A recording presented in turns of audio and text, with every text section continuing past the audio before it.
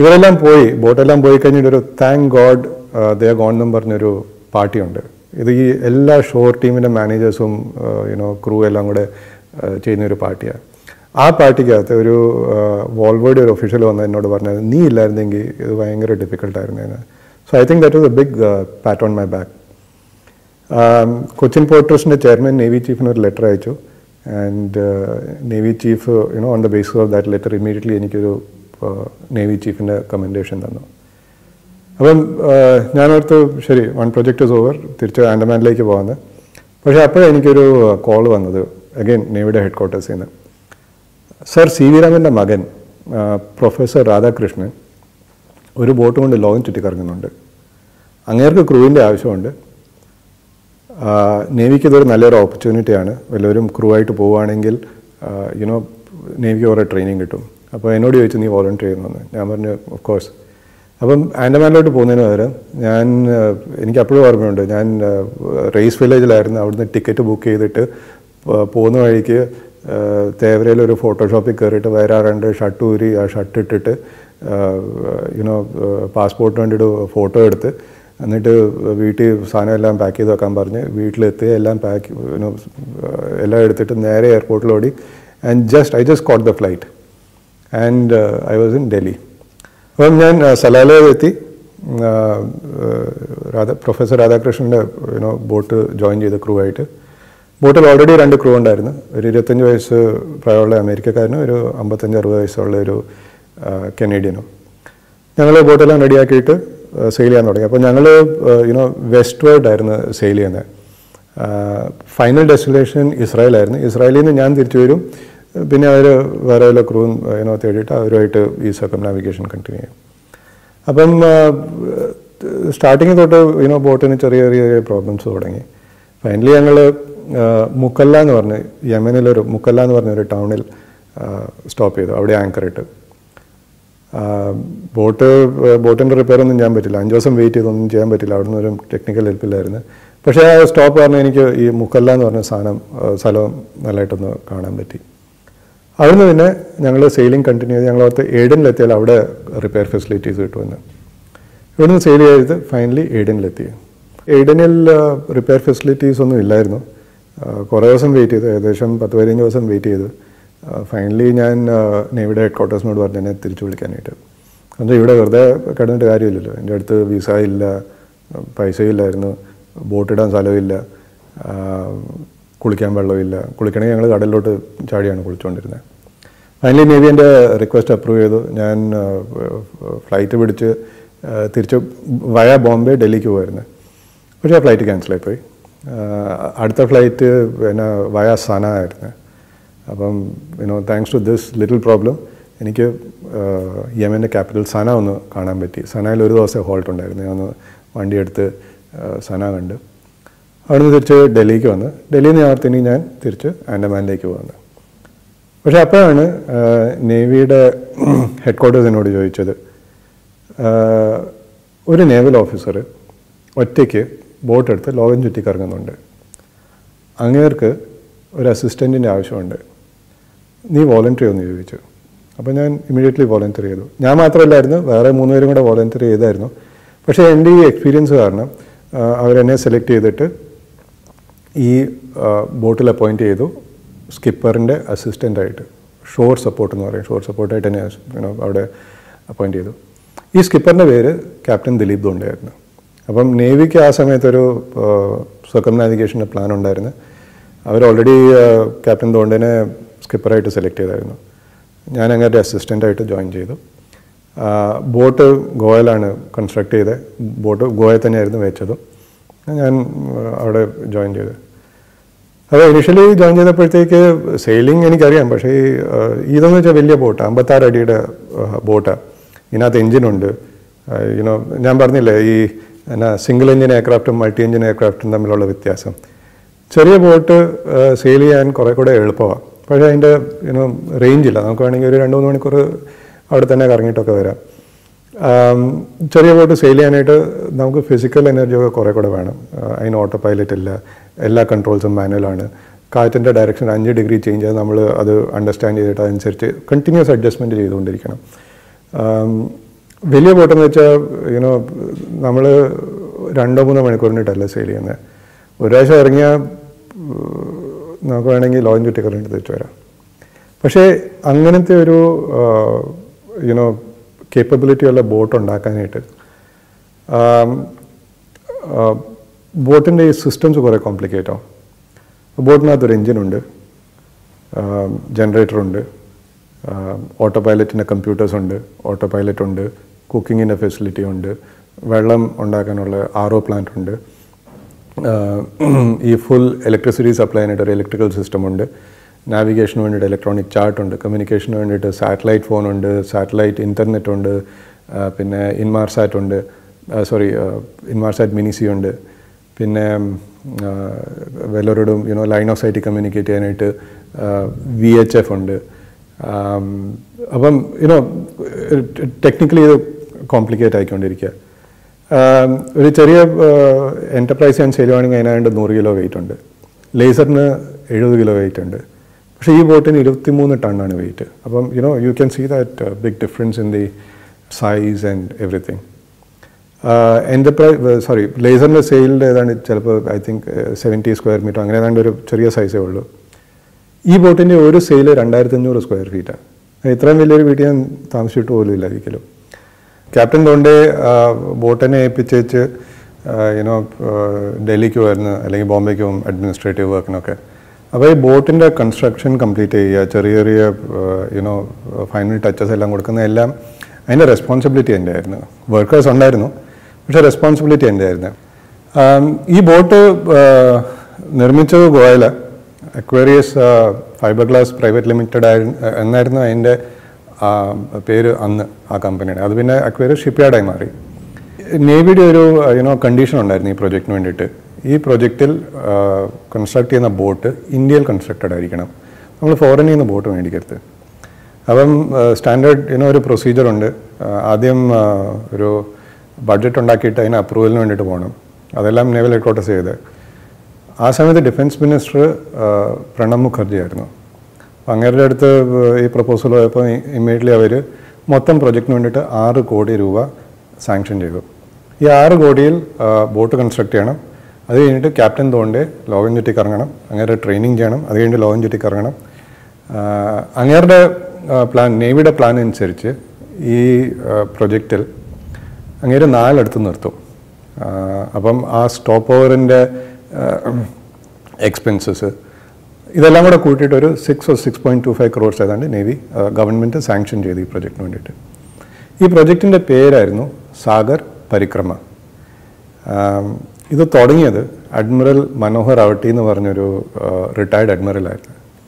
Admiral Manohar റാവട്ടി കുറേ കൂടി ഒരു യങ് ഓഫീസറായിരുന്നു. അപ്പം അങ്ങേര് UK ഏതാണ്ട് ട്രെയിനിങ്ങിന് പോയായിരുന്നു. അവിടെ ലണ്ടനിൽ ഏതാണ്ട് ഒരു സ്ട്രീറ്റിൽ കൂടെ നടക്കുന്ന സമയത്ത് അങ്ങേർക്കൊരു ബുക്ക് കിട്ടി. അതിൻ്റെ പേരായിരുന്നു സോളോ. ആ ബുക്ക് ജോഷുവ സ്ലോക്കം എന്ന് പറഞ്ഞൊരു കനേഡിയൻ അമേരിക്കൻ എഴുതിയ ബുക്ക്. അങ്ങേര് ലേറ്റ് 1800s ഒരു ബോട്ട് എടുത്തിട്ട് ഒറ്റയ്ക്ക് ലോകം ചുറ്റിക്കറങ്ങി. അങ്ങേർക്ക് ഏതാണ്ട് ഏകദേശം ഒരു 3 കൊല്ലം എടുത്ത് ചെയ്യാനായിട്ട്. പക്ഷേ അങ്ങേര് ലോകത്തിലെ ഏറ്റവും ആദ്യത്തെ മനുഷ്യനാണ് ഒറ്റയ്ക്ക് ഒരു പായ്വഞ്ചി കപ്പലെടുത്ത് ലോകം ചുറ്റിക്കറങ്ങാനായിട്ട്. അപ്പോൾ ഈ ബുക്ക് 1950s അഡ്മിറലിന് കിട്ടിയത്. അത് വായിച്ചപ്പം അങ്ങേർക്കൊന്ന് തോന്നി ഒരു ഇന്ത്യക്കാരനും ഇങ്ങനത്തെ ഒരു വോയേജ് അണ്ടർടേക്ക് ചെയ്യണമെന്ന്. തിരിച്ചു വന്നിട്ട് അങ്ങേര്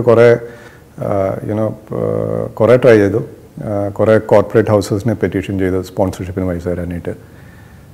അവസാനം നേവിക്ക് ലെറ്റർ അയച്ചിട്ട് നേവി ഈ പ്രോജക്റ്റ് അങ്ങ് അക്സെപ്റ്റ് ചെയ്തു, നമുക്കൊന്ന് മൂവ് ഫോർവേഡ് ചെയ്യാമെന്നും പറഞ്ഞിട്ട്. എന്നിട്ട് അങ്ങനെയാണ് ഡിഫൻസ് മിനിസ്റ്റർ ഇതിന് വേണ്ടിയിട്ട് ഓൾമോസ്റ്റ് 6 crore ബഡ്ജറ്റ് അപ്രൂവ് ചെയ്തത്.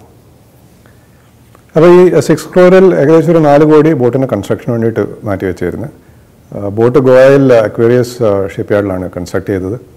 അക്വേറിയസ് ഷിപ്പ്യാർഡിൻ്റെ CMD ഒരു രത്നാകർ ദാണ്ടേക്കർ എന്ന് പറഞ്ഞ് ഗോവനാണ്. അപ്പോൾ ഇങ്ങനെയാണ് ഈ ബോട്ടിൻ്റെ ആൾക്കാരെ വിട്ടെല്ലാം ഫിനിഷിംഗ് ടച്ചസ് എല്ലാം ചെയ്യുന്നത്. ഗവൺമെൻറ് പ്രൊസീജിയേഴ്സ് അനുസരിച്ചിട്ട് ഇങ്ങനത്തെ ഒരു കൺസ്ട്രക്ഷനോ എന്തെങ്കിലും ഉണ്ടെങ്കിൽ നമ്മളത് ടെൻഡർ ഔട്ട് ചെയ്യണം. ടെൻഡർ ഔട്ട് ചെയ്യുന്നതിന് മുമ്പ് ഈ യാർഡെല്ലാം പോയി ആരെങ്കിലും ഇൻസ്പെക്ട് ചെയ്യണം, ഇവർക്ക് ഇങ്ങനത്തെ കേപ്പബിലിറ്റി ഉണ്ടോ ഇല്ലയോ എന്നൊക്കെ ചെക്ക് ചെയ്യാനായിട്ട്. ടെൻഡർ ഔട്ട് ചെയ്തപ്പോഴത്തേക്ക് അക്വേറിയസ് ഷിപ്പ്യാർഡിൻ്റെയാണ് കോട്ട് ഏറ്റവും ലോവസ്റ്റ് വന്നത്. ഈ അക്വേറിയസ് ഷിപ്പ്യാർഡിൻ്റെ രത്നാകർ ദാണ്ടേക്കർ അവനോ അവൻ്റെ വർക്കേഴ്സിനൊക്കെ സെയിൽ ബോട്ട് എന്നാണെന്ന് പോലും അറിയത്തില്ലായിരുന്നു. അപ്പം ക്യാപ്റ്റൻ ദോണ്ടെ ഒരു പ്രാവശ്യം രത്നാകറിനെ കൊണ്ട് ബോംബെക്ക് പോയി. ബോംബെയിൽ ഒരു സെയിൽ ബോട്ട് കാണിച്ചു കൊടുത്തു.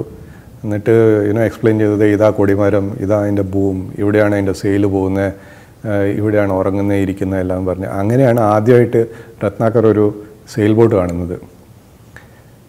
ഇതിൻ്റെ ഡിസൈൻ വന്നത് നെതർലൻഡ്സിൽ നിന്നാണ്. ഒരു വാൻഡിസ്റ്റാറ്റ് ഡിസൈൻ ബ്യൂറോ എന്നാണ് ഇതിൻ്റെ ഡിസൈൻ വന്നത്. അപ്പം കോൺട്രാക്റ്റ് അനുസരിച്ച് നേവി അവിടുന്ന് ഒരു കൺസൾട്ടൻറ്റിനെ ഹയർ ചെയ്യാനായിട്ട് പൈസ കൊടുത്തിട്ടുണ്ടായിരുന്നു. അപ്പോൾ 2 പ്രാവശ്യത്തെ ടിക്കറ്റിൻ്റെ ഒക്കെ കാശ് ഈ കോൺട്രാക്റ്റിനകത്ത് ഇൻബിൽട്ടായിരുന്നു. നെതർലൻഡ്സിൽ നിന്ന് യോഹാൻ വെൽസ് എന്ന് പറഞ്ഞൊരു കുറേ പേര് കേട്ട ഒരു ബോട്ട് ബിൽഡറാണ് ഇതിൻ്റെ കൺസൾട്ടൻ്റായിട്ട് വന്നത്. പിന്നെ സെയിലിങ്ങിൻ്റെ കൺസൾട്ടൻ്റായിട്ട് സർ റോബിൻ നോക്സ് ജോൺസനെ നേവി എടുത്തു. 4 രാജ്യങ്ങൾ: മലേഷ്യ, തായ്ലാൻഡ്, ടാൻസാനിയ, ചൈന.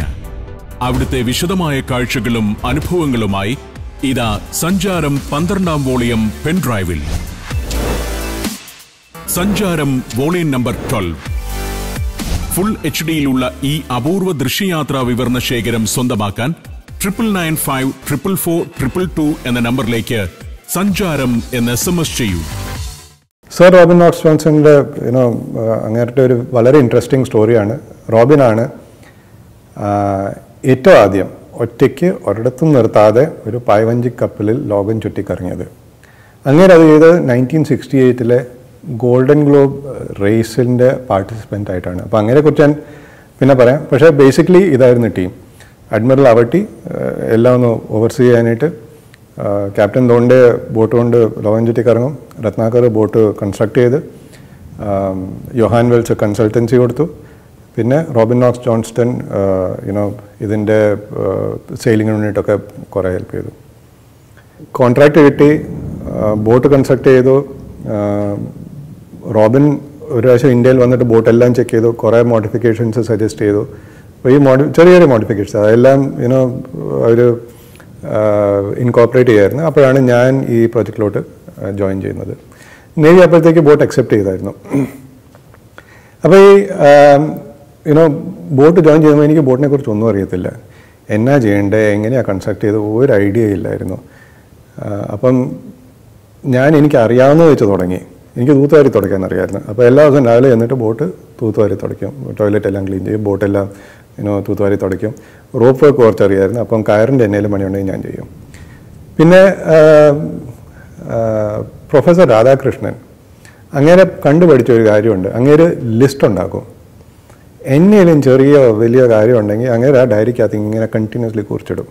എന്നിട്ട് എല്ലാ ദിവസവും കംപ്ലീറ്റ് ആയതിനെ ഇങ്ങനെ സ്ട്രൈക്ക് ഓഫ് ചെയ്യും. അപ്പോൾ ഞാനും അങ്ങനെ ഒരു ബുക്ക് തുടങ്ങിയിട്ട് എല്ലാ ചെറിയ കാര്യം വലിയ കാര്യം ഇങ്ങനെ അങ്ങ് എഴുതി എഴുതി എഴുതി എഴുതി ഒരു ലിസ്റ്റ് ഉണ്ടാക്കും. രത്നാകറിൻ്റെ വർക്കേഴ്സ് ബോട്ട് വരുമ്പം അവരെ കൊണ്ട് ഓരോ പണി ചെയ്യിപ്പിക്കും. അവരാ പണി ചെയ്യുമ്പോഴത്തേക്ക് ഞാൻ നോക്കിയിരിക്കും എങ്ങനെയാണ് ചെയ്യുന്നതെന്ന്. കുറച്ച് കഴിഞ്ഞിട്ട് ഞാൻ അവരെ സഹായിക്കാൻ തുടങ്ങി. സഹായിച്ച് കുറച്ച് കഴിഞ്ഞിട്ട് പകുതി പണി ഞാൻ തന്നെ ചെയ്യാൻ തുടങ്ങി. അപ്പം ചിലപ്പം എൻജിൻ്റെ സർവീസിങ്ങിന് വരുവാണെങ്കിൽ അത് ആദ്യം ഞാൻ നോക്കും എങ്ങനെ ചെയ്യുന്നതെന്ന്. അടുത്ത പ്രാവശ്യം സർവീസിങ്ങിന് വരുവാണെങ്കിൽ അവരുടെ കൂടെ ഹെൽപ്പ് ചെയ്യും. ചെയ്ത് 3ാമത്തെ 4ാമത്തെ പ്രാവശ്യം എനിക്ക് തന്നെ എൻജിൻ സർവീസിങ് ഞാൻ പഠിച്ചു. ഈ ആദ്യം ക്യാപ്റ്റൻ ദോണ്ടയുടെ ഒരു ട്രെയിനിങ് വോയേജ് നടത്തണമായിരുന്നു. ഞങ്ങൾ ആദ്യം കൊളംബോ വരെ പോയിട്ട് തിരിച്ചു വന്നു. പിന്നെ ഞാനും ക്യാപ്റ്റൻ ദോണ്ടയും ബോട്ടിൽ മൊറീഷ്യസ് വരെ പോയി. മൊറീഷ്യസ് ഏകദേശം ഒരു 5000 കിലോമീറ്ററിൻ്റെ ട്രിപ്പാണ്. ഞങ്ങൾ 17 ദിവസം ഏതാണ്ട് എടുത്ത് എത്താനായിട്ട്. മൊറീഷ്യസിലെത്തിയിട്ട് ഒരു 9 ഡേയ്സിൻ്റെ ഹോൾട്ട് ഉണ്ടായിരുന്നു. ഞാൻ ബോട്ടെല്ലാം റെഡിയാക്കിയിട്ട് ഞാൻ ബോട്ടിൽ നിന്ന് ഇറങ്ങി ഫ്ലൈറ്റ് പിടിച്ച് തിരിച്ചു വന്ന് ക്യാപ്റ്റൻ ദോണ്ടെ ഒറ്റയ്ക്ക് മൊറീഷ്യസിൽ നിന്ന് ഗോവ വരെ സെയിൽ ചെയ്ത് തിരിച്ചു വന്നു. അത് അങ്ങേരുടെ സോളോ ട്രെയിനിങ് ആയിരുന്നു. ഗോവയിലെത്തിയിട്ട് 19th August 2009 ആയിരുന്നു ക്യാപ്റ്റൻ ദോണ്ടയുടെ ഡേറ്റ് ഓഫ് ഡിപ്പാർച്ചർ ഫിക്സ് ചെയ്തത്. അപ്പം എന്നാ പറയുന്നത്, ഈ ഡിപ്പാർച്ചർ ബോംബെ നിന്നായിരുന്നു. ഞാനും കൂടെ ക്യാപ്റ്റൻ ധോണിയുടെ കൂടെ സെയിൽ ചെയ്ത് ഗോവയിൽ നിന്ന് ബോംബെ വരെ പോകാനായിട്ട് പ്ലാൻ ഉണ്ടായിരുന്നു. പക്ഷേ ഇത് സ്റ്റാർട്ടാകുന്നതിന് ഈ ലാസ്റ്റ് ട്രിപ്പ് സ്റ്റാർട്ടാകുന്നതിന് 2-3 ഒരാഴ്ച മുമ്പ് ഏതാണ്ട് എനിക്ക് ടൈഫോയിഡ് വന്നു. ഭയങ്കര പനി, ബോഡിയെല്ലാം വിറക്കിയായിരുന്നു. ഞാൻ നേവിയുടെ ഹോസ്പിറ്റലിൽ അഡ്മിറ്റായി. അവരെന്നോട് പറഞ്ഞ് 2 ആഴ്ച സിക്ക് ലീവ് എടുക്കണം ഏതാണ്ടൊക്കെ പറഞ്ഞായിരുന്നു. ഞാൻ പറഞ്ഞു എനിക്ക് 2 ദിവസം ലീവ് തന്നാൽ മതി, ഞാൻ വീട്ടിൽ പോയിട്ട് വരാമെന്ന്. വീട്ടിൽ പോയി തിരിച്ച് ബോംബെക്ക് പോയി. ആ സിക്ക് ലീവ് എടുക്കേണ്ടതെന്ന് പറഞ്ഞാൽ ഞാൻ പിന്നെയും ക്യാപ്റ്റൻ ധോണിയെ ജോയിൻ ചെയ്തു. So he started his voyage from Bombay and it was flagged off by the Navy chief at that time, Admiral Suresh Mehta. Captain ധോണിയുടെ ആദ്യത്തെ സ്റ്റോപ്പാണ് ഫ്രീമാന്റിൽ.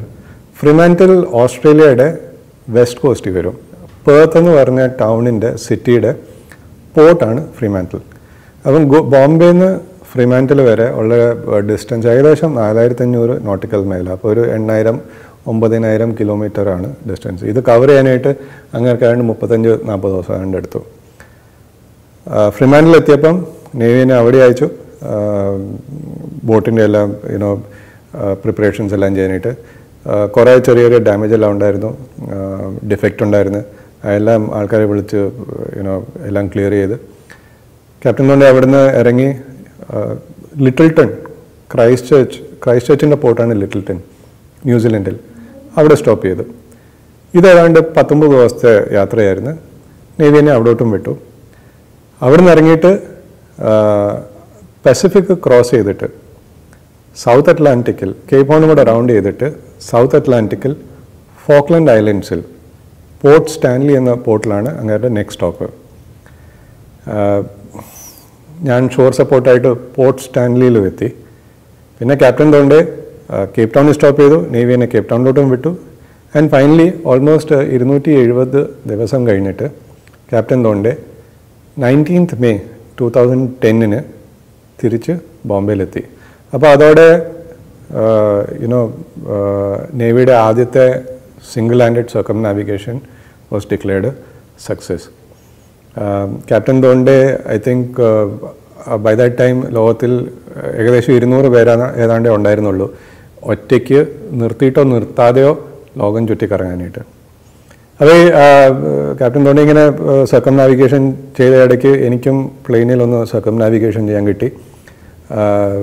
ഞാൻ ഫ്രീമാന്റിൽ പോയി, പിന്നെ ക്രൈസ്റ്റ് ചർച്ചിൽ പോയി, ലിറ്റിൽട്ടണിൽ ചെറിയൊരു ഹോളിഡേ എടുത്ത് 2 ദിവസം ഹോളിഡേ എടുത്തിട്ട് ഞാൻ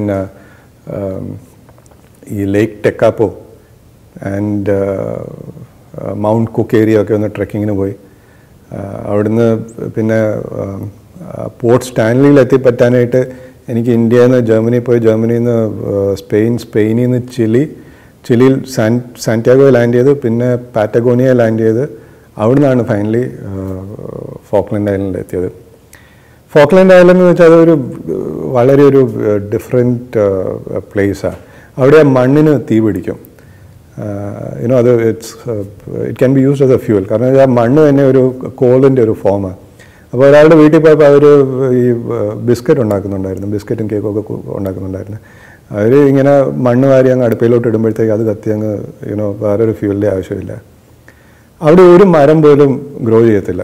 കാരണം വെച്ചാൽ കാറ്റ് അത്രയ്ക്കും സ്ട്രെങ്ത്തിലാണ് വരുന്നത്. Average land holding almost 1000 ഏക്കറാണ്. എന്നുവെച്ചാൽ എല്ലാവർക്കും ഓൾമോസ്റ്റ് 1000 ഏക്കറും പറഞ്ഞ് അത്രയും ലാൻഡുണ്ട്. ടോട്ടൽ പോപ്പുലേഷൻ 2100 ഏകദേശം അത്രയാണ്. അതിൽ നിന്ന് 800 പേര് ഗവൺമെൻറ് സർവീസിൽ തന്നെയാണ്. ധാരാളം പെൻഗ്വിൻ ഉണ്ട്, ഷീപ്പുണ്ട്, കുറേ വൈൽഡ് ലൈഫ് ഉണ്ട്.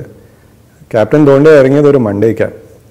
പിന്നെ ഫോക്ലൻഡ് ഐലൻഡ് ഇത്രയും റിമോട്ടായത് കാരണം അവിടുന്ന് ആഴ്ചയിൽ ഒരു ഫ്ലൈറ്റേ ഉള്ളൂ. അത് ശനിയാഴ്ചയാണ്. ലാൻഡ് ചില്ലി സാന്റിയാഗോയിൽ നിന്ന് ടേക്ക് ഓഫ് ചെയ്ത് പാറ്റഗോണിയ ലാൻഡ് ചെയ്തിട്ട് ഇവിടെ വരും, ഫോക്ലൻഡ് വരും. അവിടുന്ന് ടേക്ക് ഓഫ് ചെയ്ത് സെയിം ഡേ ടേക്ക് ഓഫ് ചെയ്ത് തിരിച്ചു. അപ്പോൾ സാറ്റർഡേ മാത്രമേ ഒരു ഫ്ലൈറ്റ് ഉള്ളൂ. ക്യാപ്റ്റൻ ധോണി മണ്ടേക്ക് പോയത് കാരണം എനിക്ക് എൻ്റെ റിട്ടേൺ ഫ്ലൈറ്റിന് വേണ്ടിയിട്ട് അനദർ 6 ദിവസം കൂടി ഉണ്ടായിരുന്നു. അപ്പോൾ ഈ 6 ദിവസം എങ്ങനെ സ്പെൻഡ് ചെയ്യുമെന്ന് ഓർത്തിരിക്കുമ്പോഴാണ് ഞങ്ങളുടെ ഏജൻറ്റ് വന്ന് പറഞ്ഞത്, ഈ ഫിഷിംഗ് ബോട്ട് പോകത്തില്ലേ, കമേഴ്ഷ്യൽ ഫിഷിംഗ് ഉണ്ട്, അതിനകത്ത് നീ ഒരു ക്രൂ ആയിട്ട് പോയിക്കൊള്ളാനായിട്ട്. അത് തിരിച്ചു വന്നിട്ട് ഫ്ലൈറ്റ് പിടിച്ച് ഇന്ത്യയിലോട്ട് പോകാൻ. അപ്പോൾ അതിൻ്റെ ഇടയ്ക്ക് ആ ഐലൻഡിൻ്റെ ഗവർണറുടെ വൈഫ് എന്നെ ചായ കുടിക്കാൻ വിളിച്ചു. അപ്പോൾ അവരോട് സംസാരിച്ചുകൊണ്ടിരിക്കുമ്പോഴാണ് അവർ പറഞ്ഞത് ഇവിടുന്ന് ഒരു ചെറിയൊരു ഫ്ലൈറ്റ് ഓപ്പറേറ്റ് ചെയ്യുന്നുണ്ട്, ഐലൻഡർ എന്ന് പറഞ്ഞ്. ആ same aircraft Indian navy operate ചെയ്യുന്നുണ്ടായിരുന്നു ആ സമയത്ത്. ഏകദേശം ഡോണറിനെ പോലെ ഇരിക്കും, അതിൻ്റെ ഒരു ചെറിയ വേർഷനാണ്. ഈ ഐലൻഡർ യുനോ ഐലൻഡ് ഈ ഓൾ ഔട്ട്ലൈങ് ഐലൻഡ്സിനെ സർവീസ് ചെയ്യുന്ന എയർക്രാഫ്റ്റാണ്. സീലാൻഡ് ഐലൻഡ് എന്ന് പറഞ്ഞൊരു ഐലൻഡ് ഉണ്ട്. നീ അവിടെ പോയിട്ട് 2 ദിവസം സ്പെൻഡ് ചെയ്യാനായിട്ട്. അപ്പം ഞാൻ ഓക്കെ പറഞ്ഞത് നേരെ എയർലൈനെ വിളിച്ച് ടിക്കറ്റ് ബുക്ക് ചെയ്ത് പിന്നെ അവരോട് വേറൊരു റിക്വസ്റ്റ് വിട്ടു, ഇവൻ പൈലറ്റായി ഇവനെ കോക്പിറ്റ് ഇരുത്തി കൊണ്ടുപോകണമെന്ന് പറഞ്ഞ്. അപ്പോൾ അങ്ങനെ ഞാൻ ആ എയർക്രാഫ്റ്റിൻ്റെ കോക്പിറ്റിൽ ഇരുന്നിട്ട് സീലാൻഡ് ഐലൻഡ് വരെ ചെന്ന് അവിടെ ഒരു ദിവസം സ്പെൻഡ് ചെയ്തു. കുറേ ടൈപ്പ് പെൻഗ്വിൻസിനെ കണ്ടു, you know rockhopper penguins, emperor penguins, gentoo penguins, ഇതെല്ലാം കണ്ടു. കുറേ ടൈപ്പ് ബേർഡ്സ് കണ്ട്. അതിൽ ഞാൻ അടുത്ത ദിവസം സെയിം ഫ്ലൈറ്റ് പിടിച്ച് തിരിച്ചു വന്നു. ഞാൻ ഇന്ത്യയിലെത്തിയപ്പം ക്യാപ്റ്റൻ തോണ്ടെ കേപ്പ് ടൗണിൽ അടുക്കാറായി. അപ്പോൾ എൻ്റെ നേരെ അവിടുന്ന് കേപ്പ് ടൗണിലോട്ട് വിട്ട് കേപ്പ് ടൗണിൽ ഞാൻ 1.5 മാസം സ്പെൻഡ് ചെയ്ത് ബോട്ടെല്ലാം റെഡിയാക്കി കൊടുത്ത് തിരിച്ചു വരുന്ന വഴിക്ക് ഞാൻ ദുബായിലൊരു ബ്രേക്ക് എടുത്തിട്ട് ദുബായ് ചുറ്റിക്കറങ്ങി. ഞാൻ കാൽക്കുലേറ്റ് ചെയ്തപ്പം ഏകദേശം ഒരു 6 to 7 months എടുക്കുന്നതാണ് എനിക്ക് തോന്നിയത്. കാരണം വെച്ചാൽ ഒരു പ്രാവശ്യം സ്റ്റാർട്ട് ചെയ്ത എന്തെങ്കിലും സെയിൽ കയറി അതെനിക്ക് ചേഞ്ച് ചെയ്യാൻ പറ്റിയില്ല, അങ്ങനെയൊക്കെ വല്ലതും പ്രശ്നം വരുവാണെങ്കിൽ ബോട്ടിൻ്റെ സ്പീഡ് കുറഞ്ഞു വരും. അപ്പോൾ ഞാൻ ഒരു മാർജിൻ എല്ലാം ഇട്ടിട്ട് ഒരു 6 to 7 months ആണ് കൺസിഡർ ചെയ്തത്. അപ്പോൾ എനിക്ക് ഈ 6 to 7 months വേണ്ടിയിട്ടുള്ള വെള്ളം, ആഹാരം, മെഡിസിൻ, സ്പെയർ പാർട്സ് എല്ലാം കൂടെ കൊണ്ടുപോകണം. ബോട്ടിൽ ഫ്രിഡ്ജ് ഇല്ലാത്തതാണ്.